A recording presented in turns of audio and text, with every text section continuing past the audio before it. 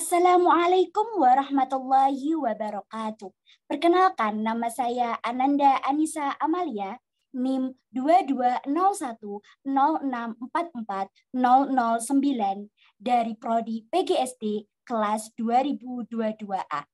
Di sini saya akan menjelaskan tentang tugas rangkuman saya tentang Pancasila dalam sejarah perjuangan bangsa yang diampu oleh Bapak Dr. Purbojati MS dalam mata kuliah Pendidikan Pancasila semester 2. Yang pertama, masa awal kehidupan. Peradaban awal manusia purba di Indonesia dibagi dalam dua zaman, yaitu zaman batu dan zaman logam. Zaman batu meliputi batu tua, batu tengah, batu muda, dan batu besar. Zaman logam meliputi tembaga, perunggu, dan besi. Menurut Tim Pendidikan Pancasila UNESA tahun 2019 halaman 36 dan menurut Al-Ansori dan M. Junaidi tahun 2010 halaman 8 sampai 11. Temuan artefak dan fosil manusia yang beragam mulai dari Pithecanthropus erectus, Homo wajakensis, dan Homo sapiens yang sudah mengacu menjadi indikator nilai Pancasila. Menurut Al-Ansori dan M. Junaidi tahun 2010 halaman 8 sampai 9. Pada zaman batu tua Paleotikum, alat-alat masih sederhana, terbuat dari batu kasar, contohnya chopper atau kapak genggam. Kehidupannya bergantung pada alam. Tempat tinggalnya nomaden atau berpindah-pindah, menyesuaikan daerah yang menyediakan bahan makanan. Pada zaman batu tengah atau Mesolitikum, alat-alatnya masih sama pada zaman batu tua atau Paleotikum. Alat-alat yang dihasilkan pada zaman ini adalah kapak genggam dan kapak pendek. Pada zaman muda atau Neolitikum, alat-alatnya sudah diasah atau dihaluskan dan pembuatan sudah mulai memperhatikan nilai seninya. Contohnya kapak persegi dan kapak lonjong. Menurut Al-Ansori dan M. Junaidi tahun 2010 halaman 8 sampai 9. Pada zaman batu besar atau Megalitikum, banyak bangunan yang terbuat dari batu besar, namun manusianya tergolong masih sederhana. Namun pola pikir lebih realistis dan logis dan sudah tidak menggantungkan alam sebagai kehidupan mereka. Menurut Al-Ansori dan M. Junaidi tahun 2010 halaman 9 sampai 10. Zaman tembaga adalah zaman ketika manusia menggunakan tembaga sebagai bahan untuk membuat alat-alat untuk kebutuhan hidupnya. Zaman perunggu adalah zaman manusia membuat alat-alat dengan menggunakan perunggu. Alat-alatnya antara lain adalah kapak corong atau nekara dan moco. Zaman besi adalah zaman manusia membuat suatu alat dengan terlebih dahulu melebur besi dari bijinya, kemudian menuangkan ke dalam cetakan menjadi alat-alat yang hendak dibuat. Alat-alat yang dibuat antara lain kapak genggam. 2. Masa kerajaan tradisional awal. Masuknya pengaruh asing tidak lepas dari posisi strategis Indonesia yang berada di jalur perdagangan zaman kuno, yaitu India dan Cina. Keberhasilan nampak dari keberadaan berbagai kerajaan di Nusantara, baik yang bercorak Hindu maupun Buddha, yang terbukti dari sumber-sumber kitab Ramayana yang telah menyebut nama-nama seperti Yawadija dan Swarnadija. Seperti Yawadipa dan Swarnadipa. Menurut Tim Pendidikan Pancasila UNESA tahun 2019 halaman 39. Sedangkan hubungan awal Nusantara dan Cina terjadi karena perluasan kekaisaran Cina ke Asia Tenggara akhir abad kedua Masehi. Bukti-bukti adanya hubungan tersebut diperoleh dari catatan para pengelapan Cina para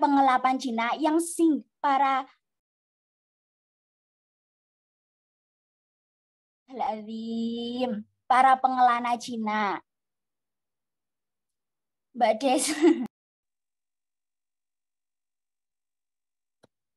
Ulangi Pepi ya.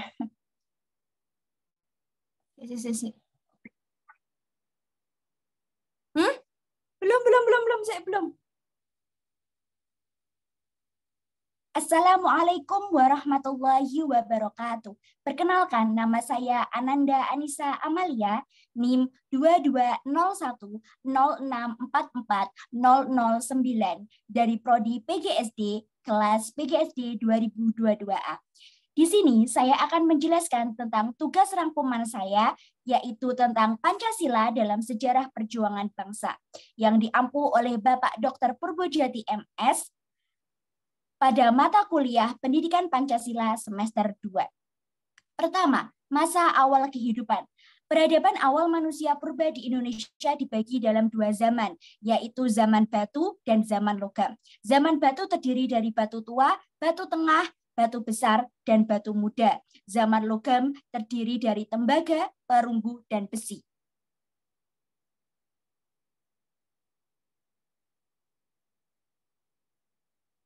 Menurut Tim Pendidikan Pancasila UNESA tahun 2019 halaman 36, dan menurut Al-Ansori dan M. Junaidi tahun 2010 halaman 8-11.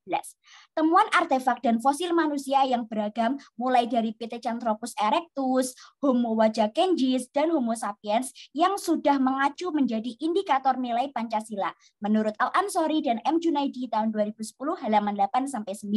Pada zaman batu tua, alat-alat masih sederhana, terbuat dari batu kasar, contohnya chopper atau kapak genggam. Kehidupannya bergantung pada alam. Tempat tinggalnya nomaden atau berpindah-pindah, menyesuaikan daerah yang menyediakan bahan makanan. Pada zaman batu tengah, alat-alatnya masih sama pada zaman batu tua. Alat-alat yang dihasilkan pada zaman ini adalah kapak genggam dan kapak pendek.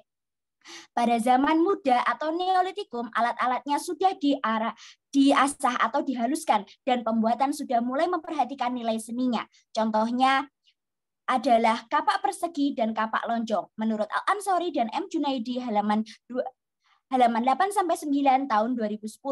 Pada zaman batu besar, banyak bangunan yang terbuat dari batu besar. Namun, manusianya tergolong masih sederhana.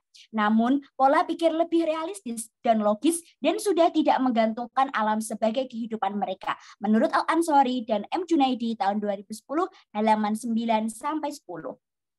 Zaman tembaga adalah zaman ketika manusia menggunakan tembaga sebagai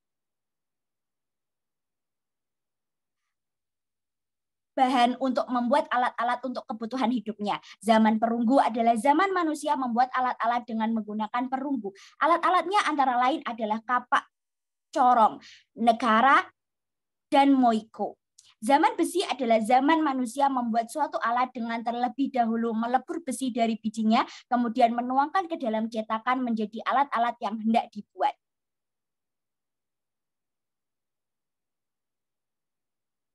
Dua, masa kerajaan tradisional awal. Masuknya pengaruh asing tidak lepas dari posisi strategis Indonesia yang berada di jalur perdagangan zaman kuno, yaitu India dan Cina. Keberhasilan nampak dari keberadaan berbagai kerajaan di Nusantara, baik yang bercorak Hindu maupun Buddha, yang terbukti dari sumber-sumber kitab Ramayana yang telah menyebut nama-nama seperti Yawadipa dan Suwarnadipa. Menurut Tim Pendidikan Pancasila UNESA tahun 2019 halaman 39. Sedangkan hubungan awal Nusantara dan Cina terjadi karena perluasan kekaisaran Cina ke Asia Tenggara akhir abad kedua Masehi. Bukti-bukti adanya hubungan tersebut diperoleh dari catatan para pengelana Cina yang singgah di Nusantara dalam perjalanan ziarah ke India. Pengaruh Islam dimulai sejak Samudra Pasai dan Malaka menjadi pusat kerajaan Islam abad ke-7. Para pembawa dan penyebar Islam daerah pedalaman adalah para mubalik, wali, orang-orang yang dianggap suci, dan para penerima Islam yang beragam, mulai raja dan bangsawan. Menurut Tim Pendidikan Pancasila UNESA tahun 2019 halaman 39. Selanjutnya yakni acara kepercayaan, animisme, dinamisme, tradisi setempat, sistem nilai sosial budaya. 3. Nilai persatuan. Unsur persatuan mulai nampak ketika perpaduan budaya berkembang di bidang politik. Kutai sebagai kerajaan awal Hindu menjadi salah satu bukti fisik yang masih dapat dibaca pada prasasti 7 buah yupa. Dalam prasasti itu, Mulawarman sebagai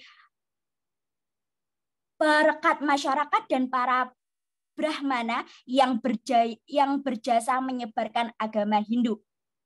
Contoh lain, dinasti Shailendra mengalami penyatuan dengan dinasti Sanjaya berkat adanya perkawinan politik antara Pramudawardhani dengan Rakai Pikatan dinasti Sanjaya. Penyatuan tersebut terlihat pada aspek politik, pemerintahan, dan agama yang menjadi bukti pemeluk agama Hindu dan Buddha dapat hidup berdampingan. Menurut Tim Pendidikan Pancasila UNESA tahun 2019 halaman 42 sampai 43. 4. Nilai demokratis atau musyawarah. Sesuai dengan sistem kerajaan di India, kedudukan pemimpin dalam masyarakat berubah menjadi mutlak dan turun-temurun berdasarkan hak waris yang sesuai dengan peraturan hukum kasta. Perkembangan Hindu di Nusantara membawa perubahan dalam bidang keagamaan dan juga berpengaruh pada kehidupan politik, sosial, dan budaya. Beberapa pengaruh itu diantara lain: 1. Adanya sistem kerajaan, pimpinan berdasarkan orang yang dituakan. 2. Pembagian kerja dalam kerajaan, beberapa menteri dan dewan raja. 3. Upaya keadilan dilakukan dengan upaya kemusyawarahan. Tim Pendidikan Pancasila UNESA tahun 2019 halaman 43 sampai 44. 5. Nilai keadilan. Pada masa ini, nilai keadilan ditujukan oleh beberapa raja pada masanya melalui berbagai peninggalan, diantaranya: 1. Yupa, peninggalan Raja Mulawarman. 2. Prasasti Tugu, peninggalan Raja Punawarman. 3. Raja Erlangga dari Kediri yang memperhatikan bidang pertanian.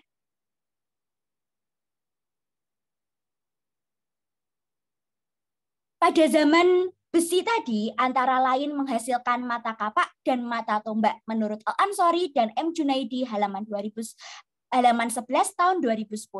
Zaman logam, manusia sudah mulai mengenal dan mengolah bahan mentah menjadi barang yang lebih baik. Berdasarkan temuan artefak dan fosil dimulai dari 1. Pithecanthropus erectus, 2. Pithecanthropus robustus, 3. Homo soloensis, 4. Homo wajakensis, 5. Homo mojokertensis, 6. Homo sapiens, yang menjelaskan bahwa nilai-nilai kehidupan sudah menyatu kepada indikator nilai Pancasila. Inti nilai kehidupan masyarakat pada saat itu sudah mencerminkan adanya hakikat nilai Pancasila yang meliputi: 1. Nilai religius, 2. Nilai kemanusiaan, 3. Nilai persatuan, 4. Nilai demokrasi atau Pancasila. Menurut Tim Pendidikan Pancasila UNESA tahun 2019 halaman 36. 1. Nilai religi. Agama Buddha diperkirakan masuk ke Nusantara sejak abad kedua Masehi yang dibuktikan dengan penemuan patung Buddha dari perunggu di Jember, dan pada masa Rakai Pikatan berkembang agama Hindu. Bukti fisik adanya pengaruh India di Indonesia, bagian dari nilai religi dapat dilihat pada prasasti, artefak, dan beberapa candi, kelenteng, dan wihara yang tersebar di seluruh wilayah Indonesia. Kedatangan Islam menjelang abad 7 dan 8 ke berbagai negara Indonesia yang menyaksikan adanya perubahan situasi politis dan sosial budaya masyarakatnya. Menurut Tim Pendidikan Pancasila UNESA tahun 2019 halaman 40 sampai 41. 2. Nilai kemanusiaan. Nilai kemanusiaan yang nampak dalam agama Hindu adalah sistem kasta yang ada di Indonesia tidak sama dengan sistem kasta di India. Interaksi sosial melalui kontak budaya dan kontak kasta membawa pengaruh pada perpaduan budaya dalam nilai-nilai interaksi sosial. Perpaduan budaya dan interaksi sosial masyarakat memiliki kesetaraan derajat sebagai umat Tuhan, mendorong pemahaman ajaran agama Islam lebih mudah berakulturasi. Tim Pendidikan Pancasila UNESA tahun 2019 halaman 41 sampai 42. Dengan adanya perpaduan budaya dan interaksi sosial yang baik mendorong pemahaman ajaran Islam lebih mudah berakulturasi dengan: 1. Cara pandang masyarakat sekitarnya, 2. Berinteraksi dengan ajaran Hindu atau Buddha. Nilai demokrasi yang selanjutnya, yakni nilai demokrasi atau kemusyawarahan. Dewan Nagati menjadi wadah politik untuk memberikan nasihat kepada penguasa kerajaan, dan semua permasalahan diputuskan secara musyawarah melalui Dewan Nagati. Menurut Tim Pendidikan Pancasila UNESA tahun 2019 halaman 46 sampai 47. Nilai keadilan Sriwijaya yang berusaha mengemukakan kehidupan masyarakatnya melalui jalur niaga dan maritim. Menurut Tim Pendidikan Pancasila UNESA tahun 2019 halaman 47. Yang kedua, Kerajaan Majapahit. Kerajaan Majapahit dibangun oleh Raden Wijaya tahun 1293 di Trowulan.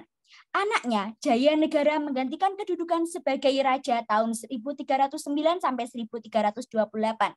Ketika Jaya Negara digantikan oleh adik perempuannya yaitu Brekahuripan dengan gelar Tribuana Tunggal Dewi Jaya Wisnuwardani dan Majapahit memasuki masa kejayaannya. Menurut Tim Pendidikan Pancasila UNESA tahun 2019 halaman 47. Nilai religi kehidupan keagamaan masa Kerajaan Majapahit diutamakan sikap toleransi yang tinggi. Terbukti pada masa Kerajaan Majapahit berkembang 3 ajaran agama besar, yakni Islam, Hindu, dan Buddha. Nilai kemanusiaan, tata kemasyarakatan Majapahit berdasarkan Hinduisme, yaitu pembagian anggota masyarakat dalam kasta. Nilai persatuan masa kerajaan diawali saat Raden Wijaya meminta bantuan perlindungan kepada Parya Wiraraja untuk membuka hutan tarik. 3. Nilai persatuan. Pada puncak kejayaan Majapahit, wilayah kekuasaannya yang demikian luasnya itu memerlukan peralatan pemerintahan yang tertata apik. Upaya Mahapatih Gajah Mada melaksanakan sistem sentralisasi pemerintahan dengan raja sebagai penguasa tunggal. Menurut Tim Pendidikan Pancasila UNESA tahun 2014 halaman 51 sampai 52. 4. Nilai demokratis. Struktur pemerintahan Majapahit dikelompokkan menjadi 4 bagian. 1. Raja dan kerabat kerja. 2. Dewan Penasihat Raja. 3. Dewan Menteri. 4. Para gubernur provinsi. Menurut Tim Pendidikan Pancasila UNESA tahun 2019 halaman 52. 5. Nilai keadilan. Upaya keadilan dan kesejahteraan sosial mulai dibangun melalui pengembangan ekonomi berbasis pertanian dan perdagangan, serta upaya mensejahterakan ekonomi masyarakat berbasis keunggulan daerah sudah difikirkan dengan menjalin hubungan dagang di berbagai kalangan. Menurut Tim Pendidikan Pancasila UNESA tahun 2019 halaman 53 sampai 54. Yang ketiga, masa kerajaan nasional. Makna Pancasila pada masa itu lebih dikenal sebagai Pancasila kelima yang memiliki 5 elemen dasar pembangunan karakter bangsa, yaitu 1. Tidak boleh melakukan kekerasan, 2. Tidak boleh mencuri, 3. Tidak boleh berjiwa dengki, 4. Tidak boleh berbohong, 5. Tidak boleh mabuk minuman keras. Menurut Tim Pendidikan Pancasila UNESA tahun 2019 halaman 48. 1. Kerajaan Sriwijaya. Kerajaan Sriwijaya dikenal sebagai kerajaan bahari karena masyarakatnya hidup dari pelayaran dan perdagangan. Sejak abad ke-7, kerajaan Sriwijaya telah dikenal sebagai pusat pendidikan agama Buddha Mahayana. Sriwijaya menjadi pusat perkembangan agama Buddha Mahayana terbentang di Asia Tenggara. Menurut Tim Pendidikan Pancasila UNESA tahun 2019 halaman 45. Nilai kemanusiaan ajaran Buddha tidak mengenal sistem kasta serta ajaran Buddha Mahayana untuk mengajarkan cita-cita kemanusiaan guna mencapai kenikmatan bersama-sama. Ajaran ini diarahkan dalam kebijakan Sriwijaya untuk memperbaiki dan mengembangkan kemakmuran melalui kerjasama. Menurut Tim Pendidikan Pancasila UNESA tahun 2019 halaman 45 sampai 46. Nilai persatuan dapat dilihat dari prasasti Telaga Batu yang memberi bukti bahwa tata tertib negara berisi ancaman dan pelanggaran persatuan juga dibuktikan melalui perkawinan politik antara Raja Erlangga dan Putri Raja Sriwijaya. Menurut Tim Pendidikan Pancasila UNESA tahun 2019 halaman 46. 1. Nilai religi. Kehidupan religi manusia mulai nampak pada masa peradaban zaman batu muda atau Neolitikum. Pada waktu itu manusia sudah mengenal adanya pemujaan yang disebut sebagai animisme dan dinamisme. Contoh upacara pada saat itu yang masih nampak pada masa kini yakni ritual mendatangkan hujan, upacara penguburan jenazah, dan pemujaan roh leluhur. Menurut Tim Pendidikan Pancasila UNESA tahun 2019 halaman 36. 2. Nilai kemanusiaan nampak pada perilaku penghargaan terhadap anggota warga negara yang meninggal melalui ritual upacara mulai penguburan sampai pemujaan arwah, dan nilai juga nampak dalam kehidupan sesuai dengan adanya interaksi dan komunikasi sosial yang dapat diketahui dari beberapa artefak. Menurut Tim Pendidikan Pancasila UNESA tahun 2019 halaman 37. 3. Nilai persatuan. Nilai persatuan nampak pada pola pemenuhan kebutuhan yang sudah terpola seperti adanya pembagian kerja antara kaum pria dan kaum wanita. Menurut Tim Pendidikan Pancasila UNESA tahun 2019 halaman 37 sampai 38. 4. Nilai demokratis. Kehidupan organisasi awal nampak dengan kehidupan bercorak tanam atau food producing. Setelahnya sistem barter didasarkan pada kesepakatan dan musyawarah sesuai kebutuhan hidup berkembang teratur mulai membutuhkan seorang pemimpin yang memiliki kelebihan di antara anggota masyarakat ya. Sosok pemimpin berfungsi sebagai pemimpin di bidang sosial, politik, dan keagamaan. Dengan konsep primur inter pares menjadi salah satu wujud untuk menampilkan sosok pemimpin yang dapat diandalkan. Menurut Tim Pendidikan Pancasila UNESA tahun 2019 halaman 38. 5. Nilai keadilan. Kehidupan desa komunang membawa konsekuensi pada pola kehidupan untuk saling melengkapi yang disebut pola gotong royong. Pola ini secara tidak langsung membawa perubahan di dalam kehidupan masyarakat. Menurut Tim Pendidikan Pancasila UNESA tahun 2019 halaman 38.